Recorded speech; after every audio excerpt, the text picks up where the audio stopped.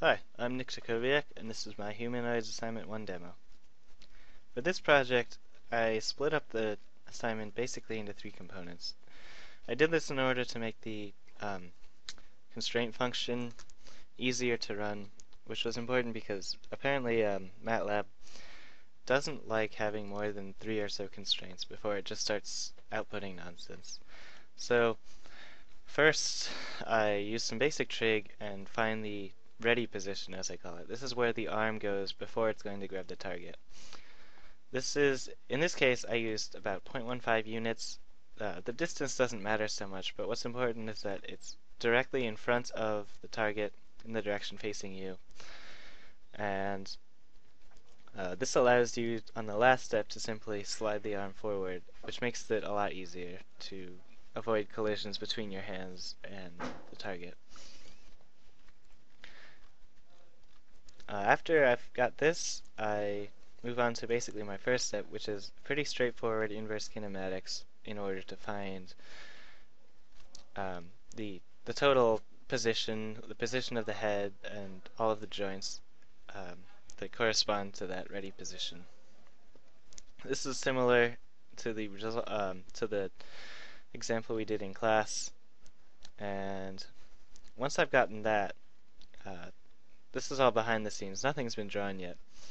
So now I go through and increment in my loop the positions between the start point and the ready position. At first, I thought I could just do this by incrementing the angles from 0 until whatever their final position is. But this creates a couple of problems because, first of all, it makes a large sweeping motion which takes up a lot of space. And there's nothing stopping you from simply swinging through your target, which happens fairly often this way. It is the easiest option, but it wasn't really good enough. So what I've done instead is a little bit complicated. I'm incrementing the distance, so this is the distance of the head in a straight line from the starting position to the final position.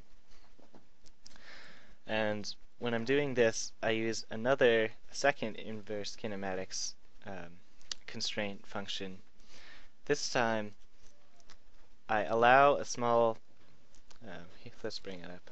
I'm allowing a small amount of leeway between whatever point on that line I'm aiming for, and this isn't the constraints. So it has about 0.005 units in any direction. It's hard to say exactly what that is, but on this graph it's about a quarter inch. Within that distance, so it's always moving roughly towards the target, but I have my criterion showing that it's going to be aiming towards the ready position and as far away from the actual target itself as it can. And this means that in a general sense, if it's near the target, it will either move downwards, upwards. It'll try to go a little bit parallel so it doesn't run directly into the target. Because of the way I've had this constraints, it can create a little bit of jerkiness, but overall it's a lot more effective at avoiding collisions, and the jerkiness isn't horrible. Here, I'll run a couple examples. In a situation like this, there is no perfect solution, so I've got a couple of errors that come up. I'm allowing the arm to continue despite the errors because I don't feel like it's very useful to just have an error and then the program closes. But of course, in real life, that's what you would have to do.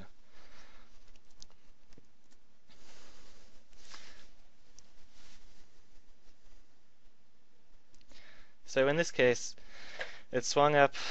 It didn't extend all the way until it was past the arm in the ready position, and then it simply moved the torso.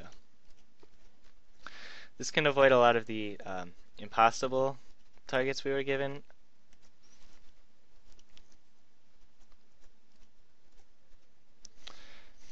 There is a warning that there is no perfect solution, so there is a little bit of choppiness. It might have, if they were perfectly fitted to each other, there would have been a small collision. But overall, it's a lot better than the original simply sweeping motion, which would have caused the arm to just go right through the target.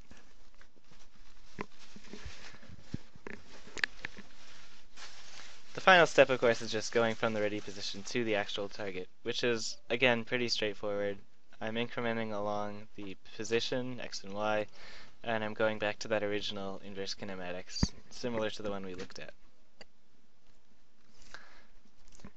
If the first, finding the ready position does not come up with an error, it could still be a problem if, say, the target is right on the edge of the range and it can get into the position but not actually extend to grab it.